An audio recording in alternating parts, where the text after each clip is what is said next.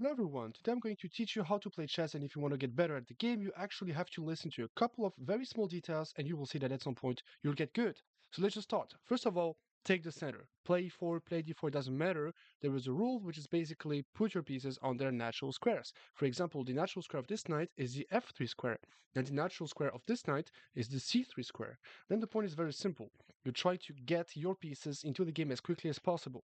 Here my pawn played bishop b5. There might be a tension on c3, sure, but is the knight protected? Yes, it is.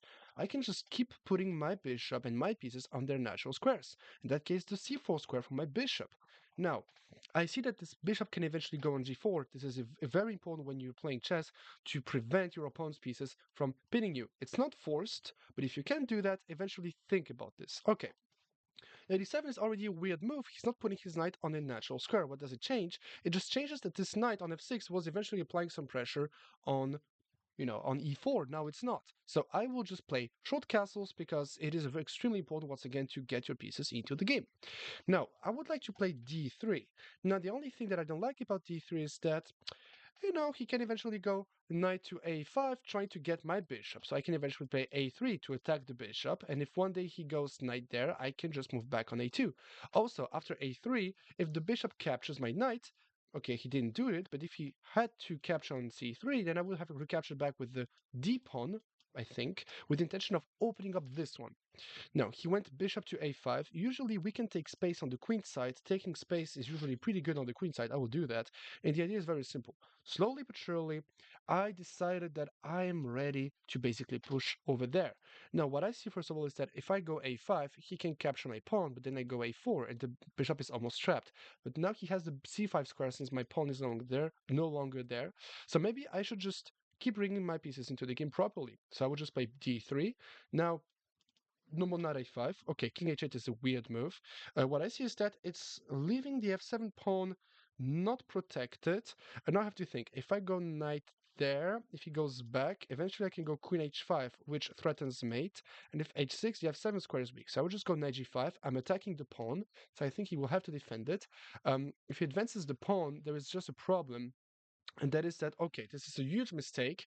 Here, I would like to capture with the knight and make a fork. The problem is that the pawn captures back. Sure, knight takes, pawn takes, everything feels fine, and I'm winning a pawn, but actually I can do it the other way around. First capture with the bishop, and once he captures back, I capture back with the knight, and now nothing can defend the e6 square anymore, and therefore I'm basically winning a pawn.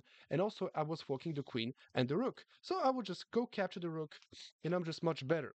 Now, this bishop is on the same diagonal as my king, so I want to prevent this bishop from being on the same diagonal. Not that it's the best idea ever, but that's an idea. I will play bishop e3, and it makes tactically sense. If he captures, I can just capture back with the f pawn, and now the rook is just open. Of course, he played knight e4, so I would like to capture, but I don't like the fact that the bishop can just capture back. Maybe I should just play knight a4 with intention of capturing on b6. That the knight will only be protected by the pawn, and then maybe I can eventually capture it and give him double pawns, because I would like to capture, but if bishop captures back, then there are no more double pawns. I'm interested to see what he will go for. I could expect him to go knight c6, yeah, but now I will still just capture it because the bishop was great. Now it's not. Now I don't like the fact that this knight is extremely powerful, but what I see is that there is an alignment with the rook and the queen, and it will turn my rook into a very active rook if the f file was open. So I can actually play f4. Now if he captures back, I will just capture back with the rook, winning a tempo on the queen, and this position feels more or less decent. Okay, he made yet another tactical mistake. This is why you have to train tactics. You can go check my chess guide for beginners if you want to know and learn how to learn tactics in chess. But here basically, I can just discover attack the rook on the queen. If I capture the pawn, I'm capturing a pawn, so I'm winning a pawn, but he can't capture back since I'm winning the queen. So I have to capture. He can't capture back once again because the queen is hanging, and now once the queen moves away, I won one pawn and I can win a second one. So I will just execute myself. Just because I do not have a lot of time, I will have to play a little bit faster. Now, what is this position all about? Okay, first of all, I see that I have more pawns in the center and I can start advancing them, playing something like d4, but the pawn will be hanging. So maybe I should just start with c3. I don't know if that's the best though.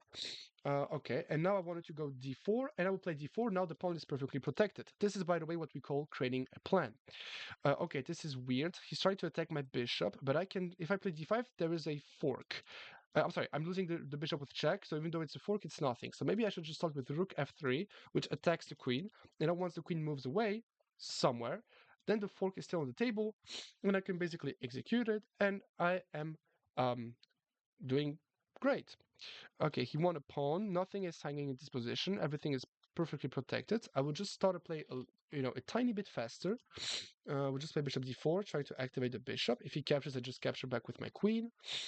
Yeah. Okay, now everything feels fine. Okay, I will just play something like queen d2, trying to go over there and threaten some checkmate since the bishop is so powerful. Of course, if he captures, I will just capture back with the queen because my queen will be very active. Okay, he's attacking the pawn. I think I can just go activate my rook. Doubling the rooks on the same file or on the file next to the king is pretty good. Okay, I will just capture back. This is what I said that I would be doing. Now I might be threatening some moves like rook f7 and mate, but the problem is that the queen can eventually sacrifice itself against the rooks. If he captures, okay, if he had captured either way, it wouldn't, it would be the same. Now if he captures, I would just capture back. He captures back, and I'm up a queen against a rook, which is completely winning. At the same time, I'm threatening checkmate, so I think that my opponent can simply resign. Yeah, that was a pretty sharp game.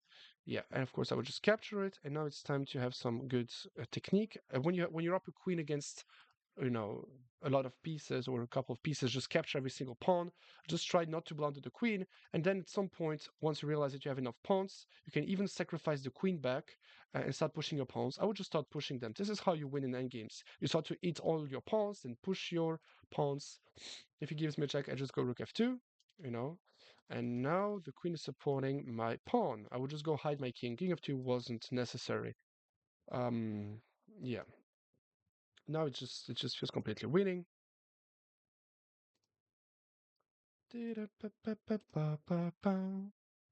Check. Okay, he could have captured, he didn't. Now it's checkmate. We had a pretty clean game. There isn't much I can really add to this game. If you have any more questions about this game, just let me know in the comment section. I will be there to answer you. Thank you very much for this game, Daphne Munegu. See you in the future. Take care.